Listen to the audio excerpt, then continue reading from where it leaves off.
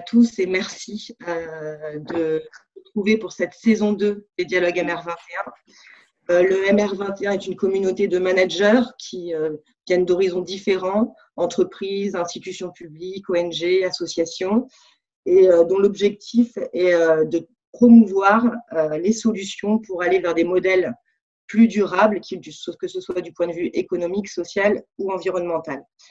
Dans ce contexte, les dialogues MR21 sont extrêmement importants pour nous puisqu'ils sont un temps pour échanger avec des experts, chacun dans leur domaine, et de nous apporter leurs éclairages à la fois sur les enjeux qui concernent l'ensemble des questions liées au développement durable, mais aussi à partager avec nous des propositions et des pistes de solutions. Donc, je suis ravie d'accueillir aujourd'hui Dominique Bourg, qui nous fait l'honneur d'avoir accepté l'invitation pour le lancement de cette saison 2 et d'être le grand témoin. Dominique Bourg, qui est philosophe, professeur à l'Université de Lausanne et référence en matière de pensée écologique. Donc, bonsoir Dominique. Bonsoir. Bonsoir Marie. Le thème qu'on a choisi de travailler avec vous ce soir, c'est celui des démocraties à l'épreuve de la transition écologique.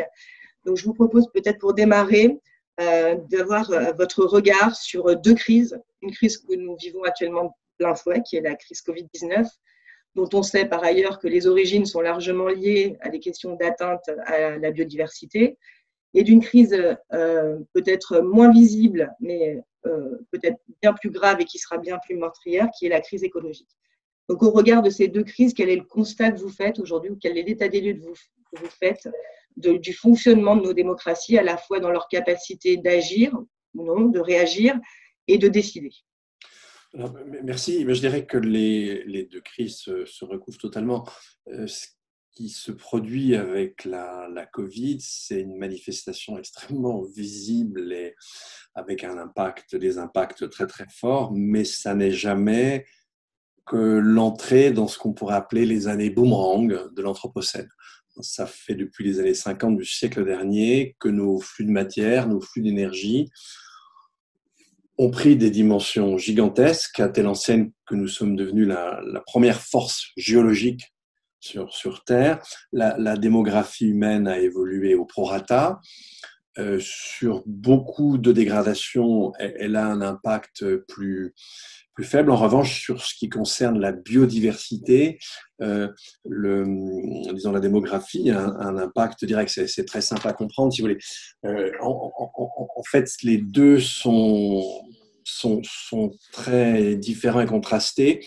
De manière générale, tout ce qui est flux de matière et flux d'énergie qui détruit l'habitabilité du système Terre est vraiment lié au niveau de vie des uns et des autres. Vous prenez par exemple les émissions de gaz à effet de serre. 1% de la population émet 15% de ces émissions, 10%, en fait c'est un peu moins, émettent la moitié des émissions mondiales de gaz à effet de serre, mais en revanche, la moitié la plus pauvre de la population, elle, n'émet que 10% des gaz à effet de serre. Donc on voit bien que, si vous voulez, la destruction de l'habitabilité du système Terre, elle est vraiment liée aux flux de matière et aux flux d'énergie qui sont sous-jacents à nos activités, et ces flux sont totalement proportionnés au niveau de vie et au mode de vie des uns et des autres. Et donc là, vous voyez déjà la première difficulté démocratique qui est évidente, c'est que nos démocraties représentatives modernes, elles se sont construites, pensez au fameux discours de Benjamin Constant de 1819, devant l'Assemblée française. Eh bien, en fait, nos démocraties, elles se sont constituées pour pouvoir maximiser la production de richesses matérielles. Or, c'est cette production de richesses matérielles qui, compte tenu désormais de son volume, eh bien, est en train de compromettre l'habitabilité de la planète. Donc, c'est pas simple pour les démocraties, elles sont prises en quelque sorte à revers, et la contradiction entre ce cahier des charges et puis ce qu'il conviendrait de faire, elle est totale. Si vous regardez en termes de flux de matière, c'est à peu près la même chose. Un Américain, en moyenne, va susciter indirectement par les activités extractives des flux de matière de 20 à 25 tonnes par an par personne, un Européen de 15 à 20 et un Africain de 3 à 5. Donc, vous voyez, c'est la même chose. Là, c'est vraiment directement corrélé au niveau de vie des uns et des autres. À ça, vous ajoutez effectivement la biodiversité, mais là, c'est différent. Si vous voulez, autant les choses sont inégalitaires en termes de responsabilité pour les flux de matière et les flux d'énergie, autant au contraire, les écarts sont très resserrés en ce qui concerne l'impact sur la biodiversité, dans la mesure où bien chaque personne qui naît a besoin à peu près de la même surface pour régénérer son air, son eau, produire sa nourriture. Donc l'impact des uns et des autres est beaucoup plus resserré et plus égalitaire, si vous voulez. Donc voilà, ça c'est la situation initiale et elle vous montre à quel point, encore une fois, on est au rebours en fait de ce qu'on devrait faire et ça met en cause un système d'organisation qui a plus de 2 siècles. Donc évidemment, c'est pas une chose simple à faire. Alors, à ça s'ajoutent d'autres difficultés. Il y en a une que je mets. Alors, on la voit pas avec le Covid parce que le Covid, la Covid plus exactement, c'est un problème sanitaire. Mais si vous regardez par exemple le climat, c'est les émissions que nous avons accumulées jusqu'à aujourd'hui qui vont faire que nous allons atteindre, et puis probablement dépasser, mais j'espère le moins possible, le seuil d'augmentation de la température moyenne de 2 degrés par rapport à la seconde moitié du 19e siècle. D'après les modèles, notamment les modèles français là, de l'IPSL, on devrait le faire atteindre ces 2 degrés, ce seuil-là, dès le début, même tout début de la décennie 2040. Et donc, imaginez tout de suite 2 degrés d'augmentation de la température. Vous voyez qu'avec 1 degré par rapport au 19e siècle, bien, vous avez eu un maximum de 46 degrés dans un petit village de l'Hérault, de 43 degrés en région parisienne, 42,6 à Paris. Vous imaginez bien que lorsqu'on aura atteint les 2 degrés dans les différentes capitales européennes, on va avoir l'été des maxima de température qui vont osciller entre 40 et 50 degrés. Si vous allez un petit peu plus loin, dès les 2 degrés, vous avez des régions entières sur Terre qui, quelques jours, peut-être par endroits, quelques semaines, entre les tropiques, seront, si vous voulez, rendront la vie impossible parce que l'accumulation de chaleur et d'humidité fera que en 7 à 8 minutes, vos capacités de régulation thermique sont saturées, la température intérieure monte et l'on meurt. Donc c'est ça l'enjeu. Hein, il n'est pas simple. Hein, c'est pas. Et donc là, c'est très difficile parce qu'on voit bien que nos gouvernements, au mieux, ils prennent des mesures qu'il aurait fallu prendre dans les années 90 s'ils les prennent maintenant. Alors, j'exagère un peu, je vais revenir après. Et en fait, non, il faudrait caler les mesures qu'on devrait prendre aujourd'hui, non pas sur les problèmes qu'on connaît aujourd'hui, encore moins ceux qu'on connaissait il y a quelques décennies, mais sur ceux qu'on va connaître. Et par exemple, en matière d'adaptation, il faudrait déjà adapter dès maintenant, commencer dès maintenant à adapter nos villes à des températures qui seront totalement hors normes, mais plus ça ira, plus la période où elles le sont pourra augmenter. Donc, mais ce que nous dit tout ça, et ce que nous dit la Covid, elle nous dit 2 choses en tout cas. Elle nous a appris que quand, et on pourrait voir pourquoi, mais quand le politique le veut, on peut réguler l'économie.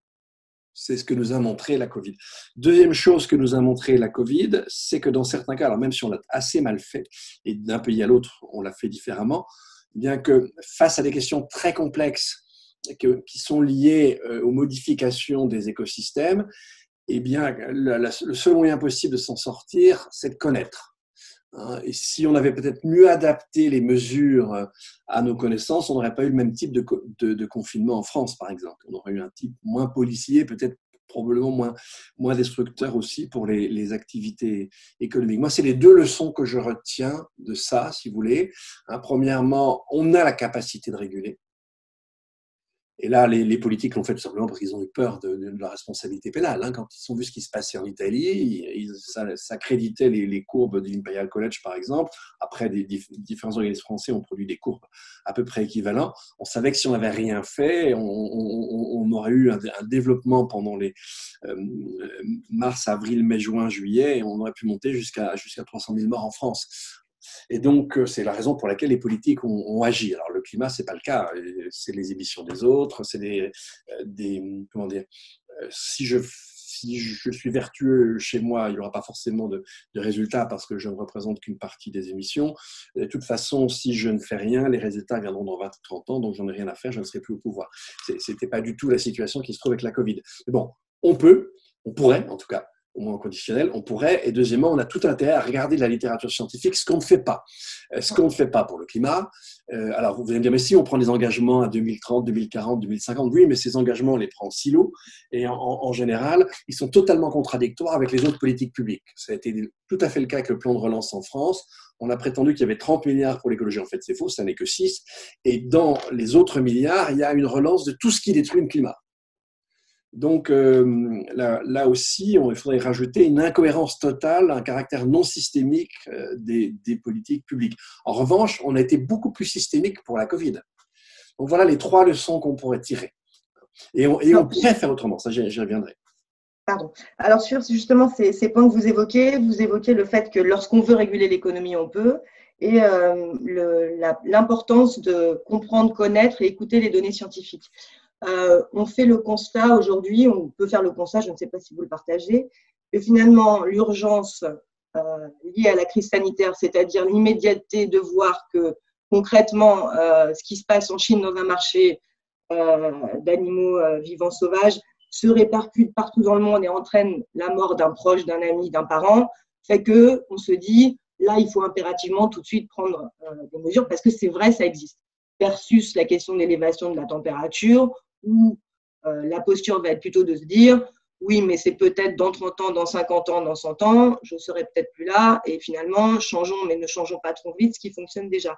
Donc, qu'est-ce que ça nous révèle sur le fonctionnement, la capacité de nos démocraties à prendre en compte le moyen long terme, et également qu'est-ce que ça nous dit dans les émetteurs ou les acteurs de la décision. Vous parlez des scientifiques notamment, dont la parole a certainement perdu du crédit, évidemment les politiques également.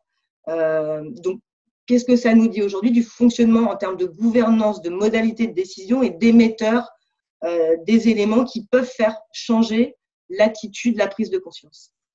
Alors, déjà, je pense que sur ces affaires climatiques et écologiques, on a quand même une prise de conscience qui s'intensifie. On avait plusieurs sondages en France entre novembre et janvier-février, juste avant la Covid, la crise du Covid, la Covid, qui nous montrait que on avait une population française et en fait le chiffre se recoupait quel que soit le sondage. On avait en gros au moins 55% de la population qui avait compris que on avait un problème avec le climat, qu'on avait un problème avec les ressources, le vivant, et qu'une sobriété est sans doute quelque chose qui devait être envisagé. Alors, ça ne débouchait ni sur un vote, ou peu, enfin un peu, on avait que les municipales, mais ça débouchait encore moins sur des changements de comportement des uns et des autres, comme ça ne vous a évidemment pas échappé. Mais on est moins dans un déni, si vous voulez, très fort, comme on l'a connu. La partie de la population qui est toujours sur ce déni, elle varie d'un pays à l'autre. Aux États-Unis, elle est un peu en dessous de la moitié. En France, je pense qu'elle est plutôt du côté d'un tiers et pas beaucoup plus.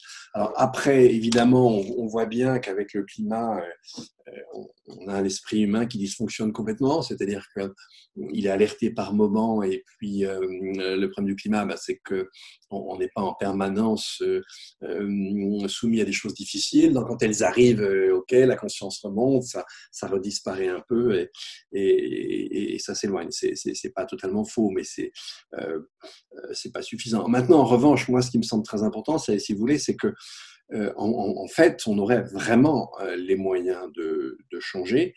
Et la difficulté, c'est qu'on continue à gouverner avec un indicateur qui est toujours le PIB. On sait depuis le début des années 70 qu'il y a un décrochage entre l'augmentation du PIB, l'augmentation du bien-être, la santé publique, etc. On le sait, donc on pourrait très bien quand même, aujourd'hui, on aurait les moyens d'avoir un pilotage plus raisonnable, plus diversifié des politiques publiques.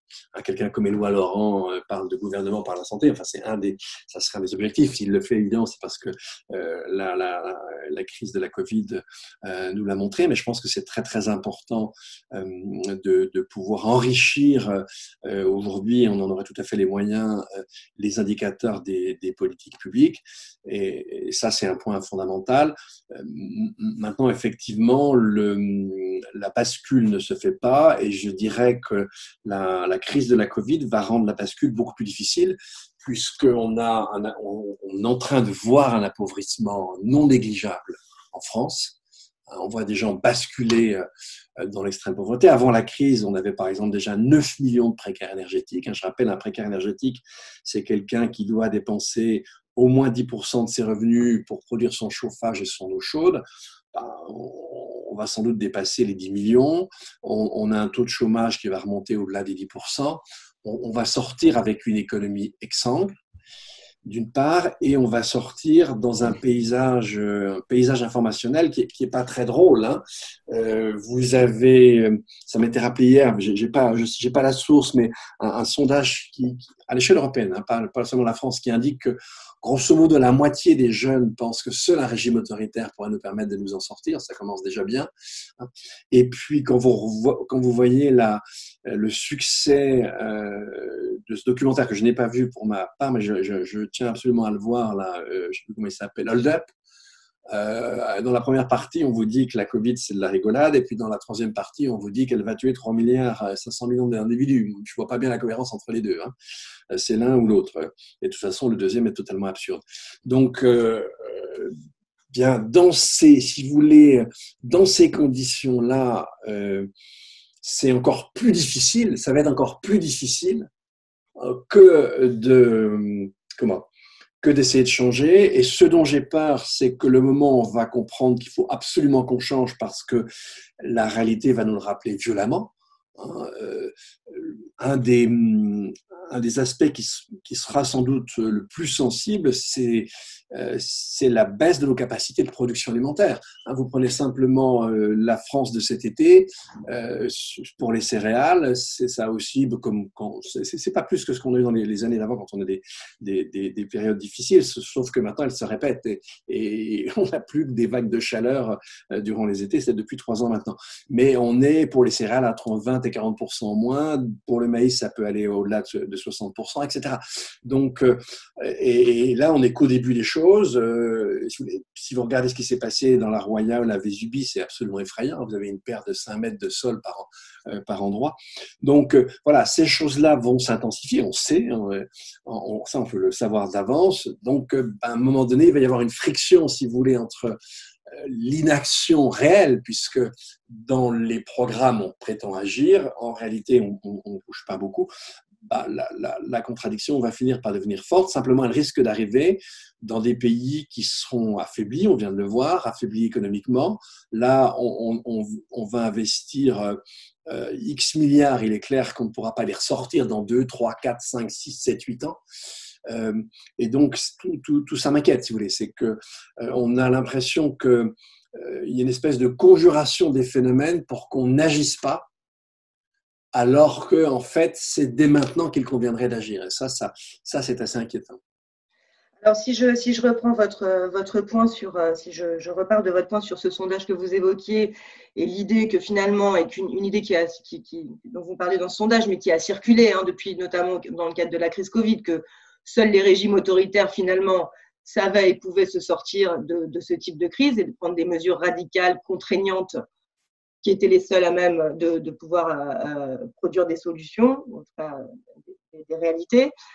Comment est-ce qu'on évite justement ce basculement dans cette idéologie que seul l'autoritaire ou l'État, tout régulateur d'en haut peut faire face à ces changements, à cette crise et trouver des solutions, versus une autre école qui serait celle de uniquement des accords. Est-ce qu'entre ces deux écoles, vous voyez des alternatives et comment, en réalité, on repense la gouvernance, alors qu'elle soit, je ne sais pas, régionale, mondiale, et les modalités de décision.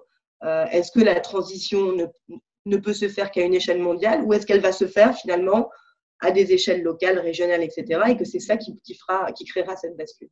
Alors, on va déjà percer, si vous voulez bien, l'abcès autoritaire.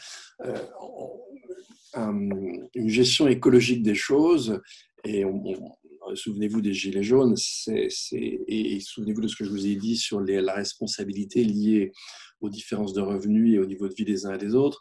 Donc, en général, un dictateur, c'est quelqu'un qui va privilégier les avantages déjà les siens propres, et puis d'une petite élite autour de lui. Donc, en fait, un dictateur qui permettrait de répondre aux questions écologiques, c'est une contradiction dans les termes. C'est exactement le contraire que font tous les dictateurs. Et d'ailleurs, on constate aujourd'hui qu'on a quand même pas mal d'autocrates au pouvoir. Ce qui se passe aux États-Unis est quand même hallucinant. Vous avez une sorte de soudard qui refuse le fait qu'il a perdu l'élection. Avec maintenant, j'ai vu, il y a plus de 20% des Nord-Américains qui l'appuient. C'est-à-dire, beaucoup d'électeurs républicains disent ben non, ça y est, maintenant, c'est Biden qui est élu. On passe à autre chose. 20%, c'est quand même pas négligeable, hein. Ça reste quand même un seuil important, mais c'est vrai que c'est un peu un seuil qu'on a peut-être connu à des moments plus heureux dans l'histoire. En plus, les autres raisons pour lesquelles il ne faut pas attendre un régime d'autocrate, un régime autoritaire, ou pire encore totalitaire, de nous permettre de nous sortir de cette situation, c'est que dans un régime autoritaire, vous ne faites pas remonter l'information, vous ne faites pas remonter la corruption, etc. Et quand les problèmes arrivent, ce qu'on va faire, on va les masquer, on va les cacher jusqu'à ce qu'ils deviennent horribles. Et là, on redistribue de telle sorte que ce soit toujours ceux qui ont été la cause de l'horreur qui bénéficient et les autres qui pâtissent. Alors, ce qu'il y a de génial, vous prenez quelqu'un comme Trump, c'est qu'il est élu par les gens dont il dessert de façon évidente les intérêts, mais qui pensent que c'est plus important que les plus pauvres qu'eux, marnent encore plus qu'eux-mêmes. Bon, c'est un mécanisme humain classique. Et donc, en fait, ce dont on a besoin aujourd'hui, c'est d'inventer des modes de vie. C'est d'avoir une certaine forme de souplesse dans l'invention des modes de vie. Ce qu'on peut attendre d'un État aujourd'hui, eh bien, d'un État stratège et d'un État qui serait très informé, eh bien, ça serait d'être l'intermédiaire entre des accords qu'on ne pourrait que contracter à l'échelle internationale. Les problèmes de climat, les problèmes de biodiversité, les problèmes de ressources, ce sont des problèmes planétaires. On ne va jamais les régler dans un espace clos national. Ça n'a pas de sens. Donc cet État stratège, il serait là, il contracterait à l'échelle internationale sur un certain nombre d'objectifs globaux. Alors là, je rêve, hein, parce que pour le moment, avec tous les soudards qu'on a partout, ça va devenir difficile. Mais enfin, voilà ce que serait un État stratège. Et ensuite, lui, il surveillerait, si possible, simplement sur le territoire qu'on y parvient. Mais pour y parvenir, si vous ne laissez pas l'inventivité des uns et des autres se déployer, vous n'y parviendrez jamais. Ou alors à un coût terrible. En fait, seuls les individus, seuls des petits collectifs peuvent inventer, peuvent trouver, etc. Donc, c'est très important qu'on les laisse faire, ce que ne fait jamais un régime autoritaire. Donc, un régime autoritaire, il est incapable de nous permettre de sauver le minimum de tout ce qu'on peut sauver de notre confort, de sauver le maximum de notre bien-être. Il en est totalement incapable. Il va simplement faire peser un poids horrible sur la masse et il va maintenir une élite. Et il n'est pas sûr que les Français soient dans l'élite à l'échelle mondiale. Et donc, non, un régime autoritaire, il faut vraiment remiser ça aux oubliettes. C'est l'horreur. Et c'est totalement contradictoire avec la question écologique. Non, la seule chose en écologie, c'est l'autocontrainte. Il faut que les gens acceptent des contraintes, mais comme on accepte la versification, c'est-à-dire une contrainte, ça vous permet d'inventer. C'est ce que je disais juste avant. Et c'est ça qui est important. Et donc, on n'a pas besoin d'un État autoritaire. On a besoin d'un État ferme, informé, intelligent, alors il y a beaucoup demandé, hein, et puis qui ait une gouvernance pluricritère. Ah, on est bon. Et il faudrait que le citoyen soit réflexif, intelligent, cultivé, non complotiste et non égoïste. Ça va devenir dur, hein. Ça, c'est l'idéal. Alors maintenant, on ne va pas y arriver à l'idéal, mais on voit quand même qu'on pourrait s'en approcher et que ce n'est pas complètement impossible. Simplement, on est dans des conditions où c'est plus difficile que ça n'aurait été autrefois. Alors, peut-être juste en conclusion, en quelques minutes, parce qu'il y a énormément de questions qui sont déjà en train d'être posées, peut-être conclure par des lueurs d'espoir. Alors, est-ce que vous en voyez quelques-unes, Dominique? Alors, je pense oui, au retour des États-Unis dans les accords de Paris, oui, les modalités de décision comme la Convention citoyenne. Enfin, voilà, qu'est-ce que vous voyez quand même comme signaux? Vous venez d'en donner deux qui sont très importants. Le premier, effectivement, c'est l'élection de Biden. Alors, en fait, cette élection, elle aura tout son poids si les deux sénateurs attendus en Géorgie sont démocrates. S'ils sont républicains, et si en plus notre ami Trump continue à monter une chaîne de télé ou à avoir toujours la main mise sur le Parti républicain, ça va quand même être dur pour ce pauvre Biden. Je ne sais pas ce qu'il va arriver à faire. Alors, mais c'est quand même un signe positif. Il serait très positif si, effectivement, en janvier, le 5, le 6 janvier, on apprend que ce sont 2 sénateurs démocrates qui ont été élus. On verra bien, ça sera encore plus positif, mais au moins ça va déjà dans le bon sens. C'est une des rares bonnes nouvelles qu'on ait depuis l'été 2016. Donc, on ne va pas bouder notre plaisir. Deuxième extrêmement bonne nouvelle, c'est effectivement ce qui était sorti de la Convention citoyenne sur le climat. Parce que autant on a un Parlement qui est incapable d'avancer, et qui surreprésente certains intérêts dans la population et qui joue plus son rôle. Le rôle d'un Parlement, c'est quand même en gros de représenter un peu tout le monde, puis d'essayer de trouver des compromis, si vous voulez, entre les intérêts contradictoires au sein d'une société. Alors, dans la Ve République, c'est pas simple. Alors, le temps de Gaulle, ça a marché quelques années, mais depuis, on a quand même quelques problèmes en termes de gouvernance. Et alors, si on regarde le contraste avec la Convention citoyenne, il est intéressant ce contraste, parce que voilà 150 citoyens, et ça, je trouve très important, dont le niveau de formation reflète celui de la population française. Ça, c'est très important. Eh bien, ces citoyens, en cheville avec de bons experts, ils nous ont accouché de propositions qui sont intéressantes. En tout cas, qui auraient un impact sur les engagements que se donne la France. Alors, ils ont été repoussés à 2023, c'est sympa. 2023 pour atteindre un engagement en 2030, c'est déjà, vous voyez avec quel sérieux on prend nous-mêmes nos propres engagements. Mais enfin, en tout cas, la Convention citoyenne, elle a débouché sur des propositions qui ne sont pas inintéressantes. On les mettrait déjà en œuvre, qu'on s'approcherait beaucoup plus de la cible. Donc, vous voyez que des citoyens avertis et informés sont capables d'accepter des propositions que nos représentants élus ne sont pas capables, ne serait-ce même que de concevoir. Et donc, c'est pas bon signe du côté de nos élus, mais c'est très bon signe du côté des citoyens. Donc voilà un signe positif. Alors, moi, sur le long terme, je suis très confiant. Mais pour la décennie qui vient, pour celle qui suit, je pense que ça va être dur, à moins qu'on ait de très bonnes surprises, et on le verra.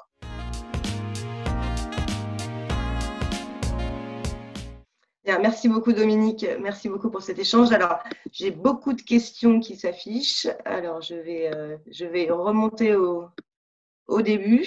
Alors, excusez-moi, le temps que je… Non, j'ai vu, il y a plein de… Alors, je commence par les questions qui ont commencé à tomber à peu près au milieu de votre intervention.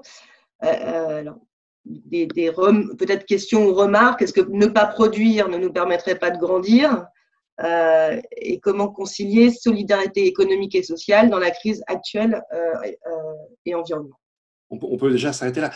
Alors, il ne s'agit pas de ne plus produire. On ne va pas manger l'herbe des prés, surtout en été. Vous avez remarqué que maintenant, ça devient rare. Non, on est bien obligé de produire. Simplement, effectivement, on a des volumes de production qui sont insoutenables. Et en fait, on produit des choses qui ne sont absolument pas corrélées à l'essentiel. C'est-à-dire le bien-être, la santé, pas du tout. Quand vous voyez la réautorisation des néonicotinoïdes, c'est une catastrophe. Une seule tonne suffirait à tuer plus d'abeilles qu'il n'y en a au monde, c'est 150 000 milliards. Alors je sais bien qu'il n'y a pas de pollinisation sur les betteraves, mais on a plein d'exemples qui nous montrent que ce n'est pas un problème, c'est que c'est tellement dangereux et tellement concentré que ça va ailleurs. Et ça va largement, ça s'étend, ces molécules vont largement ailleurs par rapport aux champs de betteraves sur lesquels on va les mettre. Ce qui se passe sur le glyphosate maintenant, ça y est, les informations sont claires et tout, on sait que c'est cancérigène, etc. Il y a d'autres problèmes, des problèmes avec d'autres maladies. Enfin bon. Ok, ça suffit. Et donc là, on a un système qui est devenu fou, qui continue à détruire, qui nous rend plus heureux, qui nous rend pas intelligents, qui nous rend cons. Donc, je suis désolé, mais je vois pas l'intérêt.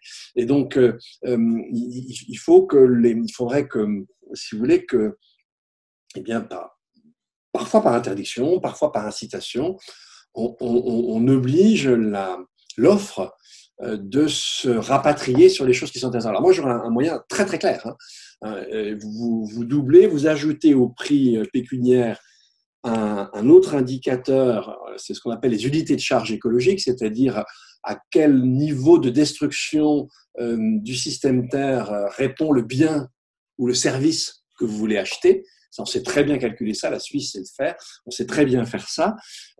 Et alors évidemment, ce que j'ajoute, c'est pas sympathique pour tout le monde, mais il faudrait qu'on capte ça, c'est-à-dire qu'on ait une espèce de plafond qu'on ne puisse pas dépasser. En quelques années, vous auriez totalement réformé l'offre de biens et de services. Comme on l'a fait d'ailleurs avec la nomenclature de consommation énergétique pour l'électroménager. Vous ne trouvez plus de frigo AF, ça n'existe pas. Alors, autre question sur les électeurs et les élections. Est-ce que peut-on élire des politiques qui seraient en train de promouvoir des modèles contraignants? Est-ce que les électeurs sont suffisamment matures pour voter pour eux? En tout cas, les citoyens de la Convention nous ont montré que oui. Les électeurs, c'est peut-être plus délicat.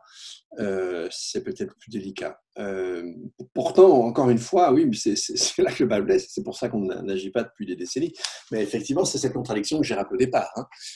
Cette contradiction, c'est clair que si on veut, ce qu'il faudrait faire, c'est baisser. Alors pour la France, ça même plus de la moitié en 10 ans nos émissions de gaz à effet de serre. Ça veut dire que vous n'avez plus le même usage de la voiture, vous n'avez plus le même usage de l'avion, vous chauffez différemment chez vous et tout. Waouh, c'est quand même l'impact, il est absolument pas négligeable. Moi j'ai mon expérience des Européennes, j'ai fait 1,8. Et à peu de choses près, c'est ce que je proposais. Donc voilà, on est dans cette difficulté-là. C'est ça le problème. D'où l'intérêt des choses comme les conventions citoyennes. Parce que autant c'est facile d'être démagogue en proposant n'importe quoi pour se faire élire, autant c'est plus difficile directement face à une assemblée de citoyens.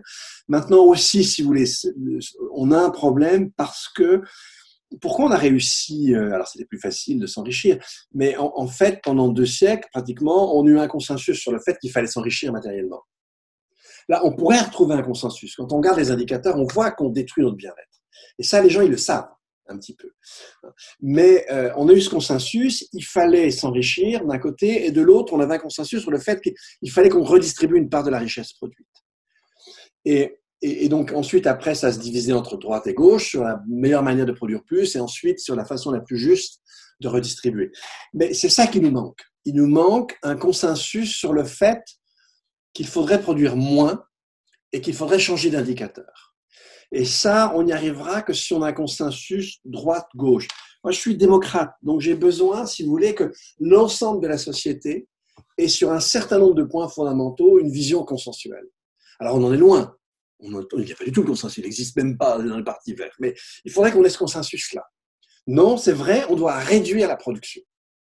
Et ce qu'on produit doit être finalisé avec des indicateurs sûrs. Est-ce que c'est vraiment un surcroît de bien-être? Est-ce qu'on ne compromet pas la santé? Vous savez qu'on va avoir un gros problème avec les maladies chroniques. Et ça va être aussi catastrophique que la Covid. Mais là, les moyens seront beaucoup plus difficiles de réagir parce qu'on est sur une pente ascendante. Et tout simplement parce qu'on vend n'importe quoi. Et donc, pour que ça marche, il faudrait qu'on ait une droite et une gauche qui soient d'accord, c'est pour ça que je parle de connaissances, qui soient d'accord sur un certain nombre de fondamentaux. Si on n'a que la gauche, ça ne marchera pas. Si on n'a que la droite, ça ne marchera pas. Une démocratie, il faut qu'on se divise avec, à l'arrière-plan, un certain nombre d'accords de fond. Et c'est ça qu'il faut bâtir. Et ça, on ne l'a pas. Et le populisme, évidemment, de droite comme de gauche, vous imaginez bien qu'il ne nous aide pas beaucoup. Alors là, je vais vous demander de vous projeter dans un autre poste qui est le vôtre aujourd'hui, aux commandes du ministère de l'économie. Quelles seraient vos premières mesures à court terme et votre programme à long terme? Vous avez 3 minutes, vous avez 5 minutes, Dominique. Le programme à court terme, je l'ai déjà indiqué, c'est l'idée d'instaurer des quotas avec ce que je vous ai dit tout à l'heure, avec les unités de charge écologique. Je vous donne un exemple très clair. Là, aujourd'hui, vous avez le choix, par exemple, entre des tomates permacoles de saison ou agroécologiques de saison, et puis alors toute l'année, des tomates sous serre. Et donc, quand elles viennent en plein hiver, qu'elles viennent de Hollande, vos tomates, elles sont pétées de pétrole. Et en fait, elles ne sont pas chères, alors que la destruction qu'elles occasionnent est majeure. Si vous achetez des tomates permacoles de saison, elles seront plus chères. Donc, on voit bien où vous allez aller. Maintenant, si quand vous achetez, vous n'avez plus qu'une seule information, mais deux informations, c'est un peu comme si vous aviez deux monnaies. Hein. Vous avez une monnaie pécuniaire et qui va payer le travail, et vous avez une monnaie en unité de charge écologique et vous indiquer le poids destructeur du bien. Bah, là, des tomates permacoles de saison, si ça se trouve, vous allez peut-être gagner des unités de charge écologique parce qu'elles détruisent très peu et au contraire, elles régénèrent les sols et la faune. Eh bien, donc, vous allez pondérer différemment votre achat. Et là, votre quantité d'unités de charge écologique, elle est, pour les achats courants dans l'année, elle est égale pour tous. Après, il faut un autre compte pour la vie, pour certains biens, l'immobilier, l'automobile, l'aviation, etc. OK, mais imaginez que vous fassiez ça, vous allez changer. Vous allez me dire, oui, mais c'est terrible parce qu'en fait, eh bien, on va perdre beaucoup d'emplois. On va produire moins. Alors, ben non, parce que par exemple, en agriculture, au contraire, on va gagner des emplois. Parce que cultiver en agroécologie ou cultiver de manière permacole, c'est sûr que vous avez un rendement en rendement à la surface qui peut être beaucoup plus important, contrairement aux bêtises qu'on raconte. En revanche, vous avez une productivité qui baisse énormément, c'est-à-dire que vous avez besoin de beaucoup plus de travail. Et donc, de manière générale, une réforme écologique de la production, c'est moins d'énergie, moins d'automatisme, plus de travail. Donc, en fait, évidemment, dans un premier temps, vous perdez des emplois, mais sur le moyen court, vous en récupérez énormément. Donc, le problème ne sera pas du tout l'emploi. Il sera le fait que le pouvoir d'achat de tout le monde va diminuer, évidemment. Et donc, comment on peut l'accepter ? Pour l'accepter, il faut que ce que je continue à acheter et pouvoir acheter m'assure un bien-être qui sera supérieur et un sens qui sera supérieur. Ça, c'est tout à fait possible. Donc, c'est ça, si vous voulez. Je ne dis pas qu'on va faire, je ne suis pas complètement niais, mais c'est ça qu'il conviendrait de faire. Alors maintenant, comment ? Dur. Alors, j'ai beaucoup d'autres questions. Il nous reste une vingtaine de minutes. Marc Luix parle de la possibilité de limiter toute carrière politique à 2 mandats. Est-ce que cela vous paraît une bonne première initiative pour aller dans le sens des enjeux environnementaux et sociaux ? Je vais répondre à Marc, c'est ce qu'on avait voulu ce qu'on avait proposé dans le livre qui était paru en 2011 qui s'appelait Vers une 6e République écologique. J'avais beaucoup discuté à l'époque avec Rocard sur ce sujet. Il me disait non, c'est pas bien votre truc parce que on a besoin, on a besoin que c'est aussi professionnel, c'est un paradoxe, c'est non professionnel et complètement professionnel la vie politique. Et donc quand on laisse certains vieux élus, vous avez des gens qui arrivent à un certain degré de compétence parmi lesquels vous pourrez choisir ceux qui peuvent gouverner. C'était pas idiot du tout. La remarque n'est pas du tout idiote. Si on n'a que des mandats de 2 ans, où est-ce que vous allez chercher des gens qui ont de très grandes responsabilités ? C'est pas évident. Alors, en revanche, si vous regardez un pays comme l'Allemagne ou à la différence de la France, là, vous avez vraiment une vraie lutte contre le cumul des mandats. Moi, ce qui me paraît beaucoup plus important que la limitation dans la durée, c'est de faire que le nombre de gens qui ont des postes responsabilités électives soit beaucoup plus important. Ça vous donne une qualité démocratique très différente, mais qui a une certaine forme de turnover, c'est pas mal. Ça vous donne des gens qui sont beaucoup plus de gens qui passent par la case responsabilité publique. Je pense que ça, c'est bien préférable à la limitation brutale des mandats. Alors, une autre question sur les initiatives coopératives. Que révèlent-elles ? Donc, initiatives coopératives d'économie sociale et solidaire dans plusieurs domaines. Alors, l'exemple cité, c'est le projet RailCoop de création d'une compagnie ferroviaire sans but lucratif, d'initiative privée coopérative. Qu'est-ce que ça nous dit sur le fonctionnement de notre pays aujourd'hui ? Est-ce que l'État n'est pas finalement le frein au changement ? Alors ça, je suis assez d'accord avec ça. Je pense que, si vous voulez, comment dire, moi, comment vous expliquer ça, c'est pas facile, mais je pense qu'une socialisation et bureaucratisation de l'économie est une catastrophe. Ce que l'État doit faire, c'est comme je vous disais tout à l'heure, c'est de veiller à certains engagements qualitatifs, par exemple en termes de droits humains, et de veiller à certains engagements quantitatifs en termes d'empreinte écologique, de limites planétaires, etc. Mais il n'a pas à il n'a pas à se substituer aux acteurs pour les atteindre, il en est totalement incapable. Et du coup, on a besoin d'une certaine forme d'étanchéité entre ceux qui incarnent la chose publique et ceux qui vont mener l'initiative sur le terrain. C'est un peu paradoxal, je dis, à la fois il faut permettre des initiatives et en même temps il faut, sur un certain nombre de domaines, un contrôle a posteriori, mais ferme, très très ferme, des résultats. Il faut arriver à concilier ces deux choses-là. Alors que si vous voulez, dans un système capitaliste très classique, on a le moins de normes possible et on est assez lâche sur un certain nombre de normes. Et puis dans un système socialiste, eh bien, en fait, on veut qu'une bureaucratie contrôle tout de A à Z. Ça, c'est la pire des catastrophes qui puisse arriver. Ça marche pas. Alors, autre question, que pensez-vous de la décision prise aujourd'hui par le Conseil d'État de mettre le gouvernement face à cet engagement? Moi, ça, je m'en réjouis. Et je peux vous dire que c'est Corinne Lepage qui est l'avocate, c'est une amie, on se voit très souvent. Et on va publier un petit bouquin là, au mois de mai, mais qui est terminé, et qui s'appelle Désobéir pour la terre. Et justement, on reprend, si vous voulez, ce qui se passe sur le plan juridique. C'est très, très important. Il y a une évolution à l'international. Il y a même une espèce de droit international qui est en train de se bâtir bottom-up. On l'a vu notamment avec ce qui s'était passé en Australie, où vous avez une cour... l'État qui a contré une décision de cour régionale et puis la cour suprême qui s'est appuyée sur les articles de la CDH, c'était 8 je crois, à la suite de l'affaire Jourdain en Hollande, alors qu'évidemment l'Australie ne fait pas du tout partie de l'Europe. Et donc on a une construction par la jurisprudence d'un droit international et qui vise à imposer aux États beaucoup plus de performances en matière de protection de nos vies et de l'environnement. Et ça, c'est une excellente chose. Et ce qui vient de se passer avec le Conseil d'État, je m'en réjouis totalement. Ça renvoie à l'État dont je parlais, là, pour le coup. Une question sur la comparative. Existe-t-il un pays modèle dont nous pourrions nous inspirer pour gérer les crises écologiques? Oh non, il n'y a pas de pays modèle. Il y a des pays moins nuls que d'autres, c'est pas difficile. Les pays scandinaves sont beaucoup moins mauvais que nous.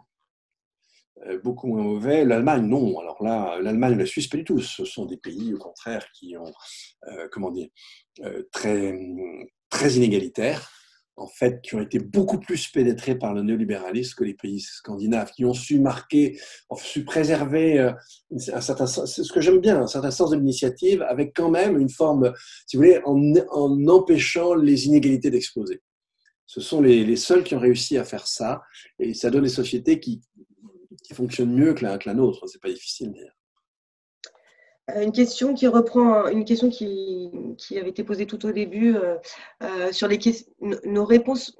Aujourd'hui, nos réponses aux crises n'offrent pas une équité à nos concitoyens. L'exemple qui est cité, c'est par exemple une amende de 135 € pour rester chez soi, qui n'a pas d'impact sur un manager alors qu'il en a une sur une personne précaire. Et comment éviter finalement cet écueil dans le cadre des mesures liées à l'écologie? Et est-ce que, qui est un point qu'on a entendu souvent, que en fait, la transition écologique va peser sur les plus pauvres? Alors, ça serait absurde pour la raison que je vous ai indiquée, parce que, en fait, la transition écologique, ce qui la rend nécessaire, c'est surtout le niveau de vie des plus riches. Donc, ça serait quand même un comble que ce soit les plus pauvres qui paient les pots cassés. Mais j'ai déjà donné la réponse. Évidemment, mes quotas tout à l'heure, c'est une alternative au sens propre du terme, ou bien c'est une alternative à la taxe carbone. Je pense que dans un pays comme la France, où vous avez 9, sans doute très prochainement au moins 10 millions de précaires énergétiques, vous pouvez dire adieu à la taxe carbone. Elle n'a absolument plus aucun sens dans un pays comme la France. Plus aucun. Elle devient totalement impossible. Et donc, il va bien falloir que l'on joue sur d'autres moyens pour réduire nos émissions. Moi, j'en vois pas d'autre que le quota que je vous indiquais tout à l'heure. Il reposerait sur une information fiable, il serait égalitaire, et en tout cas, il ferait que les écarts de revenus, au bout d'un certain temps, ne pourraient pas du tout s'exprimer dans ce qui détruit, ils pourraient s'exprimer ailleurs. Si vous achetez un Léonard de Vinci, bien vous en prennent, si vous permettez qu'on puisse quand même le visiter de temps en temps, c'est génial. Donc voilà, c'est pas un problème. Mais sur les biens courants, sur la voiture, sur l'avion, on ne peut plus aujourd'hui. À bientôt 10 milliards sur Terre, on ne peut plus. Beaucoup de questions, Dominique. Peut-être on essaye de faire des réponses peut-être plus courtes pour que je puisse satisfaire tout le monde. Au premier confinement, des métiers peu valorisés et peu visibles se sont avérés cruciaux et un élan semblait se dessiner pour une redistribution de la valeur dans les différents métiers, mais rien n'a réellement évolué. Comment activer cette réévaluation des métiers cruciaux à la communauté? Écoutez, je ne veux pas faire de politique politicienne, mais on a quand même un gouvernement qui est quand même qui est pas optimal quand même, hein, avec un tropisme autoritaire qui est assez. Il suffit simplement d'avoir ce Conseil de défense. Je suis désolé, mais dans la Constitution, on parle bien d'un contexte militaire. Je ne sais pas pourquoi le Conseil des ministres ne peut pas faire ce que fait ce Conseil de. Enfin bon, on a un gouvernement assez bizarre. Alors évidemment, c'est certainement pas lui qui va revaloriser. Encore que vous avez vu qu'il revalorise les enseignants, par exemple. Hein. C'est déjà pas mal, c'est déjà une bonne chose. Soyons très contents. Quand il fait bien, c'est parfait. Soyons heureux. Mais disons que c'est quand même pas un pouvoir qui est très incité, si vous voulez, à aller dans ce sens-là. Alors effectivement, une écologisation de la société, c'est forcément un resserrement des revenus. Et effectivement, c'est bien évidemment une remise en avant aussi de ces boulots qui sont au fondement de la société, à commencer par celui de permaculteur, d'agroagriculteurs, etc. Parce que ils seront vraiment à la base de la nouvelle société. C'est eux qui vont nourrir. Et comme vous le savez, l'agriculture aujourd'hui, c'est une responsabilité énorme en termes de destruction du climat, mais de destruction du vivant. C'est fondamental. Hein. Et donc, réhonorer ces tâches très importantes, oui, je crois que c'est vraiment quelque chose de capital. Et ça pourrait devenir très important à l'avenir si on se projette dans 20 ans en imaginant une société qui dispose de beaucoup moins d'énergie avec des transports internationaux qui seront plus lents, etc. C'est pas évident du tout de pouvoir faire venir, comme on le fait aujourd'hui pour les récoltes, des gens d'ailleurs. On fera comment? Donc voilà, on risque, si vous voulez, d'être confronté à des défis auxquels on pense même pas maintenant. Une autre question sur la place d'autres acteurs économiques et politiques dans cette transition. La question pose le point sur l'échelon des grandes villes, sur un certain nombre d'entreprises, sur le niveau commercial ou sur la philanthropie, très décriée justement dans le documentaire Hold Up, associations ONG. Comment ces acteurs peuvent-ils ou pas accompagner l'action de l'État sans en saper l'autorité? De toute façon, on a besoin de tout le monde. Je veux dire, si effectivement, si les entreprises s'y mettent, alors aujourd'hui c'est très difficile, j'ai pas très longtemps là, une discussion avec un grand groupe français, avec la responsable développement durable, bon, elle fait des choses intéressantes bien sûr, mais si vous voulez, dès que ça touche à la croissance de l'entreprise, il n'est pas question, quoi. Hein. Et donc, oui, et puis si on se met à sa place, je pense que je ferai absolument pas mieux. Bon, donc, si on n'a pas des règles du jeu qui changent, les entreprises, elles font des choses intéressantes, mais quand même à la marge, et elles remettront jamais en cause ce qui est le plus destructeur, c'est-à-dire la hauteur des flux. Au contraire, elles la recherchent. Et elles sont rémunérées en fonction de ça. Donc, sans changer les règles du jeu, on aura du mal. C'est pareil pour la finance. Hein. Moi, je conseille plusieurs entreprises, il y a beaucoup d'argent derrière, mais d'investissement dans l'agroalimentaire à Genève. Et en fait, tout ce qui est financé, c'est toujours assorti d'un changement des pratiques. Et je vous invite à aller voir sur le site de Sol Capital, c'est pas la même, c'est une autre entreprise, là, elle est située en Belgique. Eux, ils rachètent des fermes, et toutes les fermes qu'ils rachètent, des grosses fermes, ils les reconvertissent tout à l'agroécologie. Et je vous assure qu'il y a un rendement de cette boîte, hein, ça fonctionne. Donc, même dans le système d'aujourd'hui, alors plus à la marge, on peut trouver des petits chemins pour aller. Puis les entreprises Bicorp, c'est pas rien, c'est exigeant, c'est compliqué. Donc voilà, dans les entreprises, c'est comme les individus, si vous voulez, ça va du psychopathe au saint. Alors évidemment, il y a beaucoup plus de psychopathes que de saints, bon ok, d'accord, mais il y en a quand même quelques-uns. Et parfois, à l'intérieur de groupes qui ne sont pas géniaux, vous avez des gens qui se démènent comme des lions pour essayer de faire avancer les choses. Ben, bravo, c'est sans doute pas eux qu'il faut critiquer. Hein. Alors, j'ai une autre question alors, je vous pose la question telle que, avez-vous connaissance du Green New Deal for Europe et non pas du Green Deal de l'UE? Non, je connais le Green Deal de l'UE, mais je ne connais pas l'autre. Alors, donc, ce Green Deal, il établit entre autres qu'une transition juste et durable ne peut se faire sans une remise en cause du système démocratique actuel, représentatif, pour une démocratie intégrale, ce qui implique un réel changement des institutions européennes. Donc, qu'en pensez-vous? Ah, bah, moi, j'ai proposé des choses qui allaient je ne connais pas, eux, leur objet, mais on l'a vu tout à l'heure avec la Convention citoyenne. On a un système représentatif aujourd'hui qui est disreprésentatif et qui surpondère certains intérêts. Donc effectivement, si on n'arrive pas à infléchir ce système, puis je vous ai donné d'autres raisons tout à l'heure, bon, ça c'est clair qu'on n'y arrivera pas. Alors maintenant, qu'est-ce que ça veut dire une démocratie intégrale? Je me méfie vraiment, si vous voulez, parce que c'est comme le RIC des Gilets jaunes. Et ce que racontait Benjamin Constant, ça reste toujours juste. Vous avez en France 10 000 décisions, je crois, législatives. Vous croyez que vous allez faire 2000, excusez-moi, pas 10 000. Vous croyez que vous allez faire 2000 votations dans l'année? Mais même en Suisse, on n'en a que 4 ou 5. Donc, imaginez que le citoyen va tout contrôler, c'est une ânerie. Le problème, c'est pas de dire on sort complètement de la démocratie représentative, c'est de dire comment on l'enrichit, comment on la pondère, comment on la réforme pour qu'elle soit déjà plus représentative. Mais penser qu'on va avoir un système de démocratie directe en toute chose, c'est se foutre du monde, parce que de toute façon, ça marche quand vous avez des esclaves pour travailler à votre place. Hein. Ça fonctionne à Athènes parce que vous avez des gens qui travaillent dans les champs pour vous. Mais si c'est vous qui devez travailler, ce que racontait Benjamin Constant est toujours vrai. On peut pas passer, chaque citoyen ne peut pas passer sa vie aux questions politiques et passer tout le temps dont il dispose pour s'informer, pour faire les bons choix politiques. Ça n'est pas possible. Alors, autre question, dans votre vision du monde, y aura-t-il du travail pour tout le monde?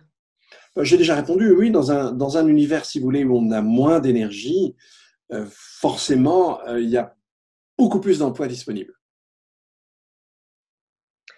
Une autre question sur peut-être le séquençage de la transition. Ne doit-on pas, dans un premier temps, réduire le gaspillage et commencer par cela? Si, on peut réduire le gaspillage, mais si on réduit le vrai gaspillage, vous allez faire chuter le PIB. Hein. Alors, réduire le gaspillage à PIB constant, c'est sympa, mais ça marchera une année et après, on ne va pas aller beaucoup plus loin. Et donc, non, il faudra réduire plus, mais on peut déjà commencer par le gaspillage, pourquoi pas, oui, bien sûr. Mais ça dépend ce qu'on entend par gaspillage. Est-ce que lutter contre le gaspillage, c'est le fait qu'on ne change pas les smartphones tous les 2 ans, etc. Alors voilà, si c'est ça, lutter contre le gaspillage, ça je veux bien. Mais du coup, on va très vite porter atteinte au PIB. Alors, une autre question sur le revenu universel. Que pensez-vous du revenu universel d'existence comme outil possible pour une transition solidaire et écologique? Ben, j'y crois pas du tout. Tout simplement parce que, si vous voulez, j'ai l'impression que c'est un instrument aussi illusoire que pouvait être comment dire, la désappropriation des moyens de production par Marx. Hein. Pour lui, il suffisait de changer ça et on allait rentrer dans un monde merveilleux. Quoi. Je ne pense pas qu'il suffise d'instaurer un revenu universel pour qu'on le soit. En fait, on sait très bien, parmi les plus fervents défenseurs de ce revenu, vous avez la Silicon Valley, les transhumanistes, les Bezos et tout, etc. Et donc, non, moi je suis plutôt favorable à ce que ma collègue et amie, la Sophie Svaton, défend, c'est-à-dire plutôt un revenu de transition écologique. C'est-à-dire comment on peut aider pécuniairement toute une part de la société à transiter vers autre chose. Ça me semble beaucoup plus intéressant. Et l'autre raison, c'est que le pire qui puisse arriver à quelqu'un, c'est une trappe d'inactivité, excusez-moi, et si vous avez un revenu universel, vous allez démultiplier les trappes d'inactivité. Alors on va dire, mais non, les gens vont devenir solidaires, ils vont s'organiser entre eux, mais non, ils vont être avachis dans la télé, c'est comme les jeux du cirque. Hein. À Rome, le revenu universel, il a existé. Et ça a donné les jeux du cirque. Alors franchement, quand vous voyez le régime politique que permettaient les jeux du cirque, franchement, on a déjà connu une forme de revenu universel, ça n'a pas été génial. Ça n'a franchement pas fait aller les gens vers le meilleur. Non, je pense qu'il faut mieux... et puis, revenu universel, ok, mais à partir du moment où on va manquer beaucoup moins d'énergie, il y a des gens qui vont se tourner les pouces, puis tous les autres vont être dans les champs. Vous pensez que ça marchait comme ça? Non, là, je pense qu'on va avoir quelques problèmes. Donc, non, ça a un intérêt transitoire dans des pays où vous avez des masses aujourd'hui de gens qui sont désœuvrés et sans argent. Là, c'est pas un revenu universel, c'est un revenu qui est tout sauf universel, c'est-à-dire qui va viser certaines parties de la population auxquelles il faut donner un revenu pour leur permettre de revenir à une certaine dignité, etc. Mais derrière le revenu, il faut très vite pouvoir les réengager dans un tissu social et en fait dans des activités. Et les activités qui sont les plus, normalement, les activités économiques sont quand même des activités, si vous voulez, qui donnent un sens à votre vie quand elles sont bien faites.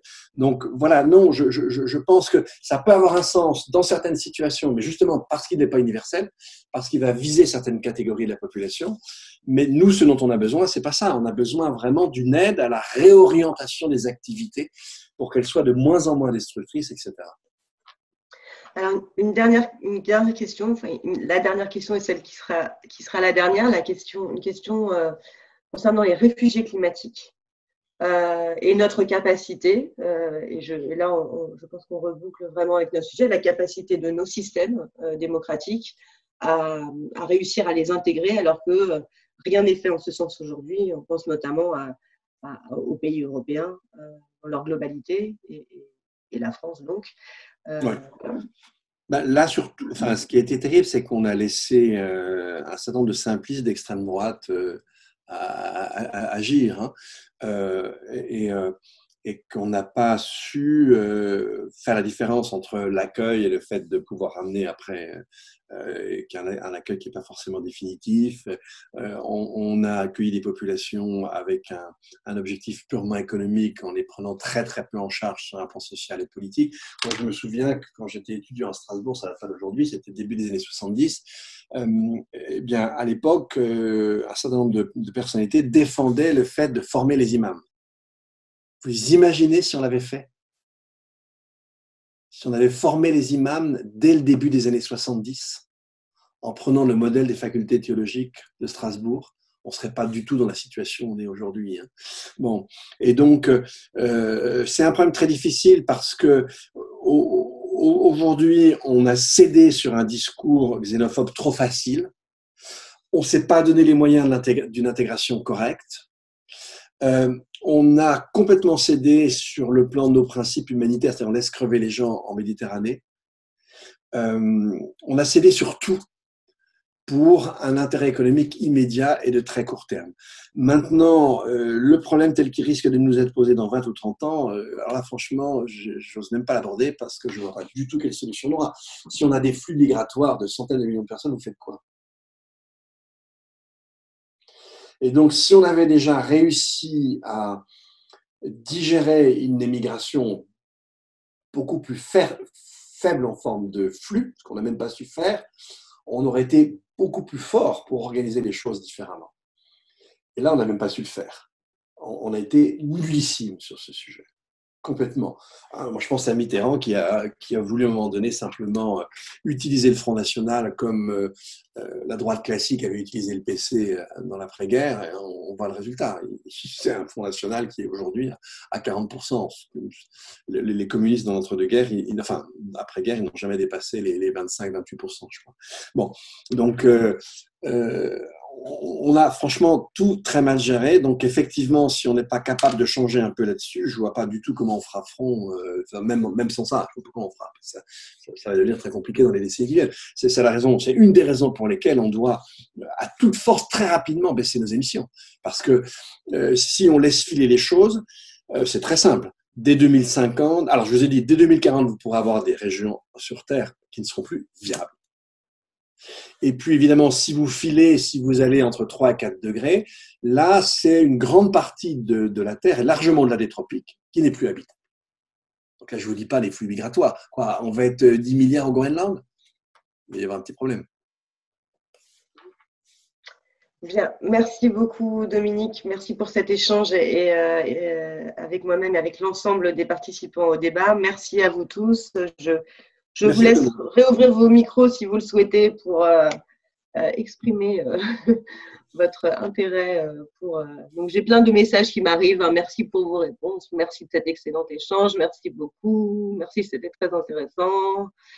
Donc, je pense que vous les voyez peut-être comme moi au fil Merci à tout le monde. Et puis, voilà, en espérant que chacun va trouver son chemin dans cette crise de la Covid qui n'est pas simple quand même. En tout cas, merci encore d'avoir accepté cette invitation. Merci à vous. Merci de votre invitation. Merci à tous d'avoir participé, d'avoir posé des questions. Et on se retrouve le mois prochain pour un nouveau dialogue MR21. Merci.